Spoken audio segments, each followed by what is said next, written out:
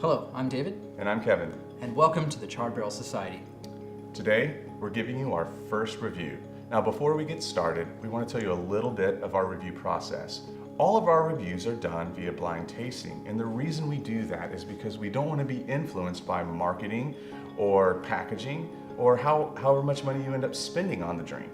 So the way that it happens is that a society member hosts the event, and I was the host that night, so I got to pour Knob Creek for all of our members. Now, none of them knew what they were getting ready to taste. The first thing we do is approach our drink with the nose. Right off the bat, we all got hints of a little bit of fruitiness. Some said raspberry, some said grape, some said even raisin. All those things equaled some kind of sugary smell. Even a scent of maple, the oak. But the second thing that made itself really known right off the bat with the nose was the intensity of the drink that we were getting ready to drink. So next, we moved on to the actual tasting. Now, here's where things got a little bit interesting.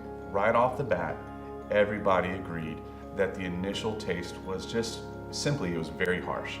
And it was a little bit difficult to drink.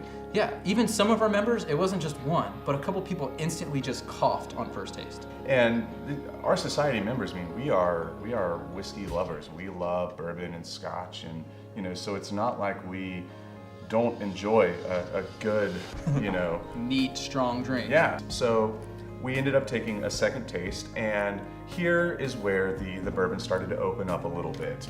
We got flavors of oak. We got a little sense of maple, a little sense of cinnamon, maybe even a little bit of raisin. But still, it was incredibly harsh. We do not recommend this bourbon to be a bourbon to give to someone for their first experience with whiskey. However, if you have a more developed palate for whiskeys and bourbons, and especially higher proof beverages, this might be okay for you.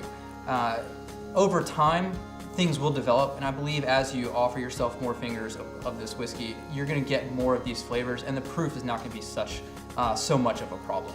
So how our review scores work here at the Charred Barrel Society is we grade on a scale of 0 to 4 fingers. Basically what that translates into is how much of this drink would you like to pour yourself in a given night, in a given sitting.